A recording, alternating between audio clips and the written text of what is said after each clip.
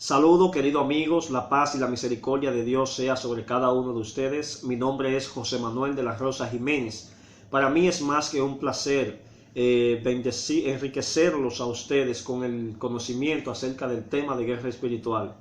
Hay muchos espíritus que atacan a la iglesia, pero hay 5 principales que son los encargados de destruir a los cristianos y que operan dentro de la iglesia.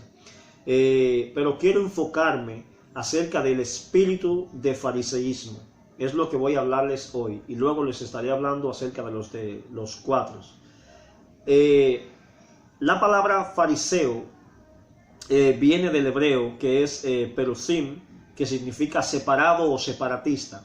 Los fariseos eran un grupo religioso y político que eran anexados o que pertenecían al grupo del judaísmo. Entonces, el espíritu de fariseo, cuando hablamos del espíritu de fariseo, estamos hablando de un espíritu que es incompatible y que le gusta, ama el dar muerte. Es el mismo espíritu que mató a Abel, que apedreó a Esteban. Es un espíritu que le gusta la enemistad y la rivalidad. Está lleno de odio y de rencor.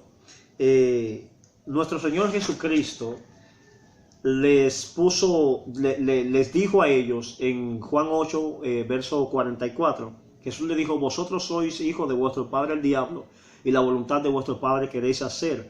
Él ha sido homicida desde el principio y no ha permanecido en la verdad, porque no hay verdad en él. Cuando habla, de suyo habla, porque es mentiroso y padre de mentira. Nuestro Señor Jesucristo le puso varios nombres a los fariseos. Jesús les llamó hijos del diablo. Jesús les llamó sepulcros blanqueados. Jesús los llamó hipócritas. Jesús los llamó ciegos guías ciegos. Los fariseos eran hijos del diablo porque ellos hablaban mentira, porque eran hijos de la mentira, practicaban la mentira. Los fariseos eran sepulcro blanqueado porque por dentro eran otra cosa y por fuera reflejaban lo que ellos realmente no eran. Fingían ser santos cuando ellos realmente eran unos hijos de Satanás. El espíritu de fariseísmo no se interesa por el avivamiento de la iglesia.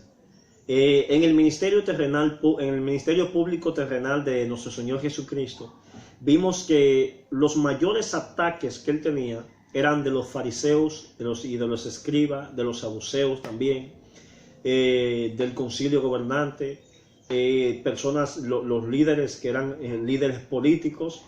Ellos veían milagros, veían sanidad, resurrección de muertos. Por ejemplo, cuando Cristo fue y resucitó a Lázaro, cuando Cristo resucitó a la hija de Jairo, que era un principal en la sinagoga de los fariseos. Entonces, a los fariseos no les interesó eso. Lo que ellos querían era mantener su liderazgo, porque ellos veían a Cristo como una amenaza a la seguridad de ellos. Porque la mayoría de las personas que eran adherentes a la religión, a la costumbre de esos fariseos, a la religión farisea, entonces ellos comenzaron a seguir a Jesús porque ellos veían algo diferente en Cristo. Esa fue una de las razones que llevaron a los fariseos a levantarse en contra de Cristo. Repito, el espíritu de fariseísmo no se interesa por el avivamiento de la iglesia. No les importa si hay milagros, si hay sanidad, si hay liberación. Ellos lo que buscan es posición de liderato y destruir al líder que está. Entonces, les gustan vivir de apariencia. Los fariseos, como decía ahorita, iban por las plazas y querían que las personas les llamasen rabí, maestro, raboni, que es lo mismo que rabí. Para un fariseo, su creencia era más importante y estaba en primer lugar que lo que dicen las escrituras. Por eso Jesús siempre les citaba la palabra a los fariseos, pero eso no les interesaba. Porque ellos atacaban más a Cristo, era defendiendo la religiosidad de ellos. Ellos atacaban más a Jesús, era defendiendo la creencia que ellos tenían. Ellos atacaban a Jesús, era defendiendo los tabúes que había en la mente de ellos. Por ejemplo, en una ocasión, fueron ante Jesús porque ellos tentaban a Cristo en todo. Y le dijeron, tomaron a una mujer sorprendida en adulterio, según ellos. Y llevaron a aquella mujer que había sido sorprendida y le dijeron: Señor, esta mujer ha sido sorprendida en el acto mismo de adulterio. Y en la ley, Moisés dice que debemos de apedrearla, matarla a pedrar. ¿Tú pues qué dices?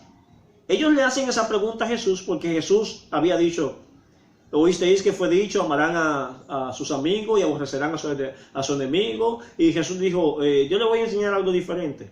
Amen a sus enemigos. Porque ¿qué recompensa van a tener amando a los que los aman? Amen a sus enemigos. Entonces Jesús había predicado mucho del amor y del amor y del amor.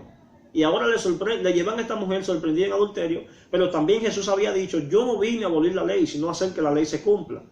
Cuando esta mujer es presentada delante de él, si Jesús dice, por ejemplo, apedréenla, entonces van a decir, Señor, pero tú siempre predicas en la plaza del amor. Tú dices que amemos al prójimo. Tú dices que debemos de amar. Entonces, ¿por qué ahora tú dices que debemos de apedrearla? Y si, por ejemplo, Jesús dice, no la apedreen, entonces Jesús está aboliendo la ley de Moisés. Si dice que la apedreen, Jesús le van a preguntar posiblemente que a dónde guardó todo el amor con el que él predicaba. Y si Jesús dice, no la apedreen, entonces van a decir, ¿por qué tú dijiste que tú viniste a cumplir la ley si tú la estás violando aquí ahora? Entonces, por eso Jesús le dice a ellos, Jesús se inclina y empieza a escribir, como vio que insistían en preguntarle, él se enderezó y le dijo, el que de ustedes esté libre de pecado, sea el primero en arrojar la piedra contra ella. ¿Y quién dijo que un fariseo de eso no había vivido con esa mujer? No lo sabemos, la Biblia no lo dice, pero podemos dejarlo en queue esa pregunta. ¿Y quién dijo que muchos de los que la estaban acusando quizás no habían vivido con ella? Porque eran hipócritas, eran ciegos, guías ciegos. Entonces los fariseos siempre, todo hombre de ministerio, cada mujer de ministerio, hay algo que le voy a enseñar hoy. Siempre tú vas a tener un fariseo a tu lado, que siempre te va a querer hacer la guerra, que siempre, y su único fin es darte muerte, porque no quieren, porque te van a ver siempre como una amenaza a su seguridad. Si tú tienes un ministerio, si eres pastor, si eres una persona encargada de alguna obra ministerial, tienes que tener pendiente que siempre a tu alrededor vas a tener muchos fariseos. Pero esos fariseos tienes que enfrentarlos a ellos también. No puedes dejarlo pasar, no puedes dejar que nada de lo que ellos hagan pase desapercibido. Siempre que vayan a ti, tienes que enfrentarlos y reprenderlos a ellos. Recuerda que el único fin de un fariseo, a donde él quiera llevarte, hombre de Dios y mujer de Dios, es a la muerte. El fariseo no le interesa el avivamiento de tu ministerio. El fariseo no le interesa la palabra que tú predicas. El fariseo no le interesa que tu ministerio vaya creciendo. Al contrario, lo que quiere es hundirte. También el espíritu fariseo vive una vida espiritual totalmente fingida, le acabo de decir. Un fariseo vive una vida fingida. Amados hermanos y amigos, y a cada persona que se ha suscrito a mi canal y cada persona que ha estado compartiendo mis videos, les agradezco de una manera especial el apoyo que ustedes me han brindado. Que el Señor les siga bendiciendo de una manera sumamente especial.